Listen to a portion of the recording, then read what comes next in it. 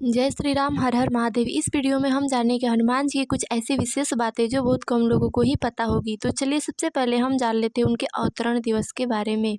हनुमान जी का अवतार ज्योतिषियों के सटीक गणना के आधार पर 85,58,112 वर्ष पहले त्रेता युग के अंतिम चरण में चैत्र मास की पूर्णिमा तिथि दिन मंगलवार को चित्र नक्षत्र व मेष लग्न के योग में सुबह 6:03 पर भारत के हरियाणा राज्य के कैथल जिले में हुआ था, जिसे पहले कपि स्थल कहा जाता था। हनुमान जी को महादेव जी का 11वां रुद्रावतार भी कहा जाता है। हनुमान जी के पिताजी का नाम केसरी तथा माता का नाम अंजना है।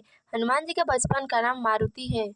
हनुमान जी को बल, बुद्धि, विद्या, शौर्य और निर्भयता का प्रतीक माना जाता है। संकट काल में जो भी भक्त सच्चे हृदय से हनुमान जी को पुकारता है, हनुमान जी तत्क्षण अपने भक्त के संकट हर लेते हैं।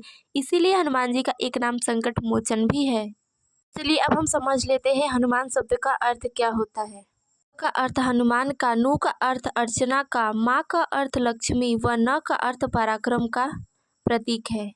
एक बार हनुमान जी बाल्यकाल में सूर्य देवता को लाल फल समझकर ही निगल गए थे तथा सूर्य देवता के न दिखने पर समस्त पृथ्वी पर हाहाकार मच गया। तब पवन देव सहित देवताओं के विनती पर हनुमान जी ने सूर्य देव को अपने मुख से बाहर निकाला था। उसी समय देवराज इंद्र, पवन देव, सूर्य देव सहित अन्य देवताओं ने अपनी अपनी शक्ति हनुमान जी को प्रदान की थी। हनुमान जी को अष्टसिद्धि नवनिधि के दाता भी कहा जाता है। वे भगवान राम के सेवक भी थे और राजदूत, नीतिज्ञ, विद्वान, रक्षक, वक्ता, गायक, नर्तक, बलवान और बुद्धिमान भी थे। माना जाता है कि शास्त्रीय संगीत के तीन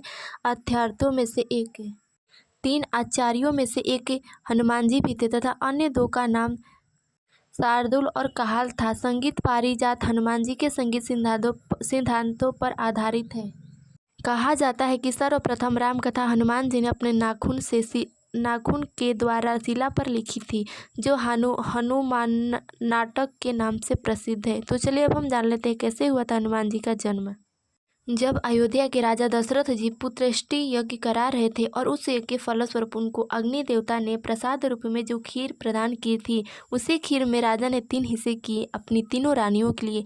लेकिन तभी वहां एक गरुड़ आया और एक भाग उठा लिया तथा ले जाकर माता अंजना के आगे रख दिया। माता अंजना वहां पुत्र प्राप्ति के लिए तपस्या कर रही थी। तभी माता अंजना ने वो खीर खा लिया तथा वह गर्भवती हो गई और कालांतर में उन्होंने हनुमान जी को जन्म दिया। तो चलिए अब हम जान लेते हैं हनुमान जी के विवाह के बारे में। हनुमान जी ने विवाह नहीं किया है, वह बाल ब्रह्मचारी है, लेकिन उनका एक पुत्र है जिसका नाम मकरध्वज है। मकरध्वज की मां ने लंका दहन के समय जब हनुमान जी परिश्रम बुझाने के लिए समुद्र में गए थे, उसी समय उसकी मां ने एक पसीने की एक बूंद पी ली थी। उसी पसीने की एक बूंद से मकरध्वज का जन्म हुआ था। उम्मीद है हनुमान जी के बारे में ये जानकारी आप लोगों को अच्छी लगी होगी। इस वीडियो में बस इतना ही। मिलते हैं अगले वीडियो में, तब तक के लिए जय श्री राम, हर हर महादेव।